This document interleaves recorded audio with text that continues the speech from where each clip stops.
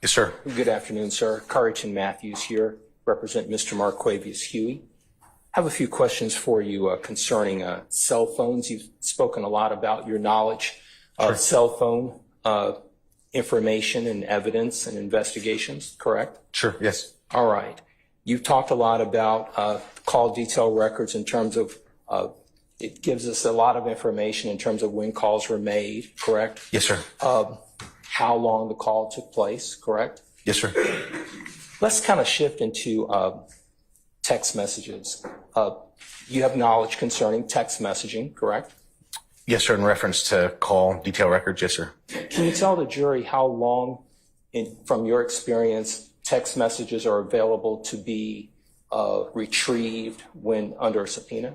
Are we speaking about content, or are we speaking about just the fact that text messages were sent? Let's take them in categories. Let's talk about, first of all, let's talk about the text message itself in terms of the communication, not the content, but the communication. How long does that hang around? Depends on the subscriber. Okay.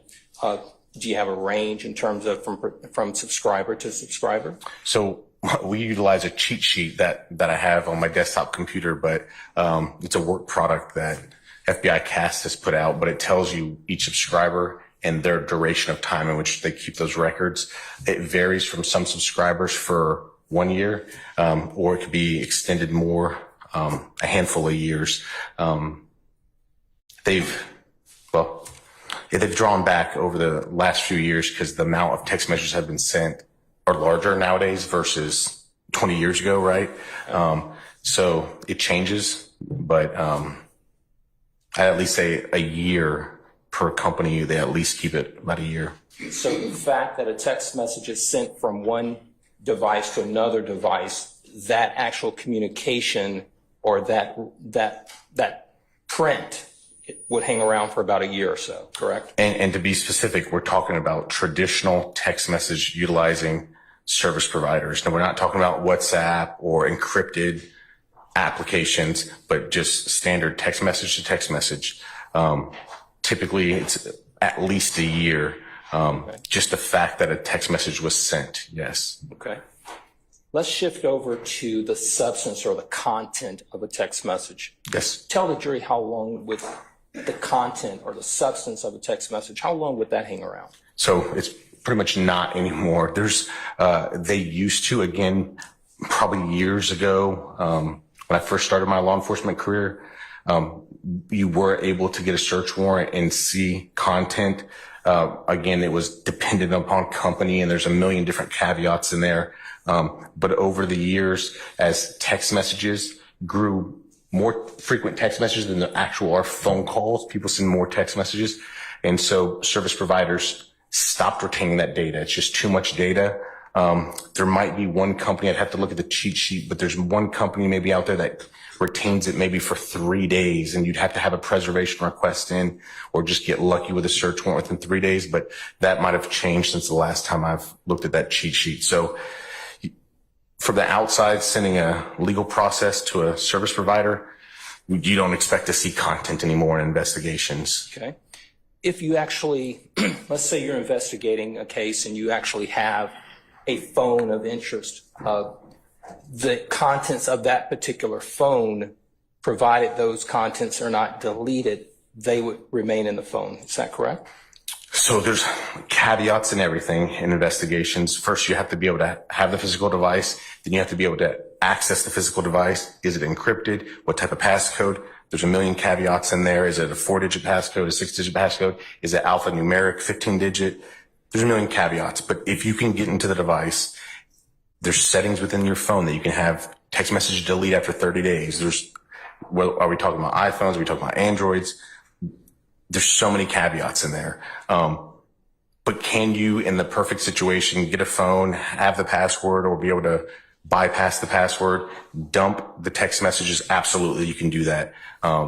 There's so many caveats, and we're speaking broadly, so I don't want to give an answer that locks it in, but that's only like one specific situation. But there's a lot of caveats. But yes, theoretically, you can get a cell phone, right? So get a tool and extract text messages. Yes. Right. So if you have the password and you have the access, you should be able to have that content in that particular cell phone, right? Again, there's a million caveats out there, so I don't want to lock in. The tool, the forensic tool that's being utilized, such as Cellbrite or Axiom, they also have to have compatibility with that device. I've had it where I've gotten a search warrant, had access, but those tools aren't compatible with the cell phone. So there's inability to actually extract the data. Again, it's technology. There's a million caveats out there. But theoretically, yes, if you have access, you have the passcode, you have a legal process, it does fit, the software does fit compatibility with the forensic tool. Yes, you can plug it in, and yes, you can download that information in that scenario. Now, in terms of tracking the cell phone as it relates to the phone's location, that obviously would play into where the tower is located in terms of where the range of where that phone's going to be located, correct? Again, there's another caveat in there. So you have cell phone, what we call cell site, historical cell site data that tells you where the cell site is. And without going into it, a direction, an azimuth, a cell sector. But then there's also phone companies that do things called RTT, NELOS, and there's another one, I think PTT, I might be mistaken it, but RTT stands for real-time tracking.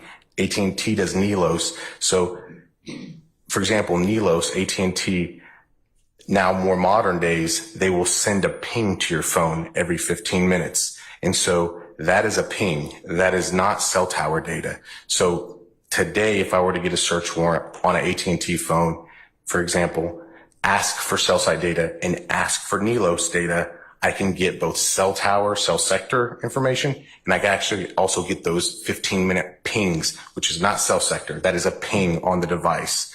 So again, you're getting into the technology of it, but there's a lot of caveats in what we're saying. So when you're having a conversation with your person that you're targeting, if you would, and you have their phone, you're looking through their phone, and when you know through your investigation, through maybe even a conversation with your target, that they are aware, they are located where the alleged victim claims that they were meeting, cell phone evidence is less probative, correct? Objection, Your Honor. Assuming face. I sustain the objection.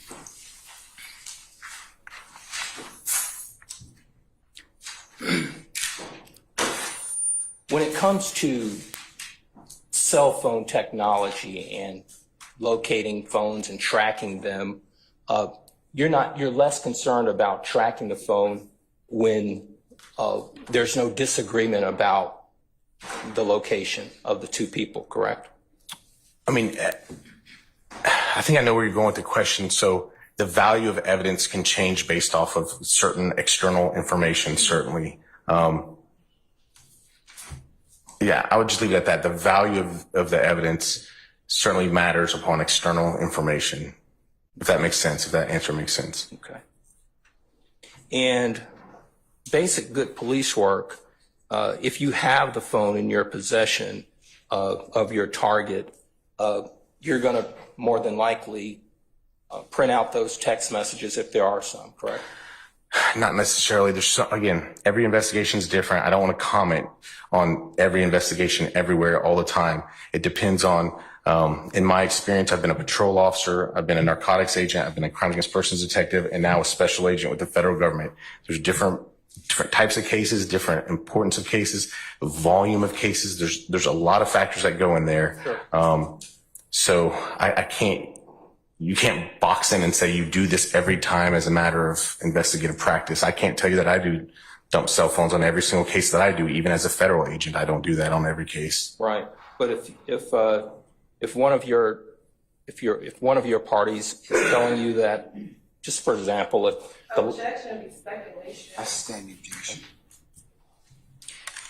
if there's a conflict in the versions of events, you would certainly want all of the evidence that you can to, if there's a conflict in events, Agent Raissi, you would want every medium of evidence that you can get your hands on in terms of cell phone technology to help clear it up, terms of whatever that conflict is, correct? Objection vague and speculation. I sustain objection. Thank you, Agent Raissi. Yes, sir.